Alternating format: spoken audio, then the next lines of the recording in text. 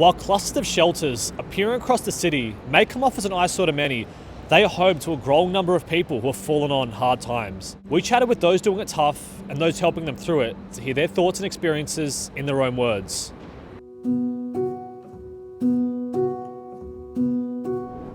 This is Craig, a CBD local doing it tough alongside his young son. I'm 58, single dad, got a 4-year-old boy, I'm raised on my own. At the moment we live on the street.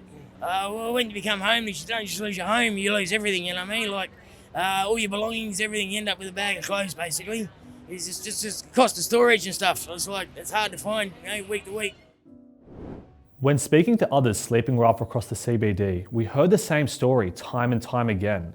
They feel abandoned. Some had to wait up to 10 years just to get a roof over their head. Others were blacklisted from public housing. We put these concerns directly to the New South Wales Minister of Housing and Homelessness, Rose Jackson, who admitted that the system is under immense strain. She says she's heard these frustrations firsthand, but points to a new 10-year plan designed to make homelessness, as she put it, rare, brief, and non-recurring. It relies on a multi-billion-dollar push into crisis accommodation and long-term social housing. And according to the state's latest street count, that investment may be starting to show results, with rough sleeping down 14.5%.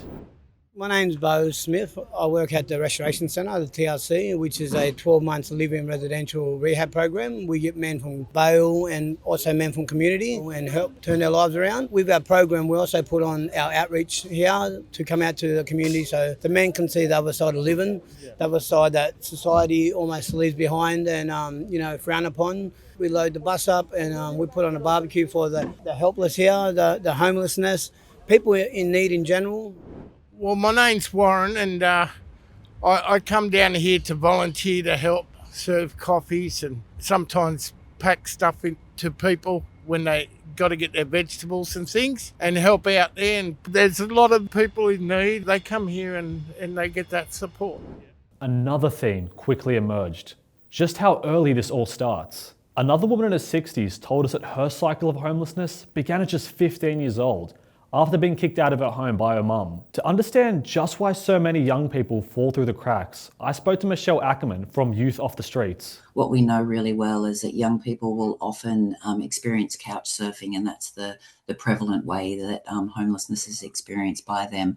So what that means is that they're staying at friends' place maybe a couple of nights, and then they're jumping over to some other family, and then they're going to other friends, but there's no security in that for them, so they never know from one night to another where they're going to be sleeping that night. She explained that for young people, homelessness rarely starts on the pavement. Instead, up to 80% begin by couch surfing. Because many don't view sleeping on a friend's couch as real homelessness, they don't reach out for help. And that's where the cycle truly begins. It forces them to constantly bounce between homes, eroding their mental health and cutting off their support networks. Michelle stresses that keeping people off the streets permanently requires a solid support system, not just a roof over their heads. It's a point that contrasts slightly with the Housing Minister's core strategy, which puts a housing first policy at the very centre of its 10-year plan.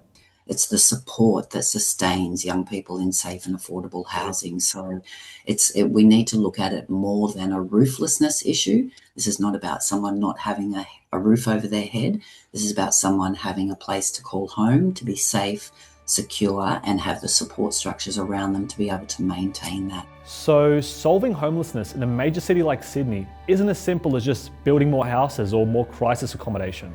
While the number of people sleeping rough is on the decline, the human reality on the ground is far more complex.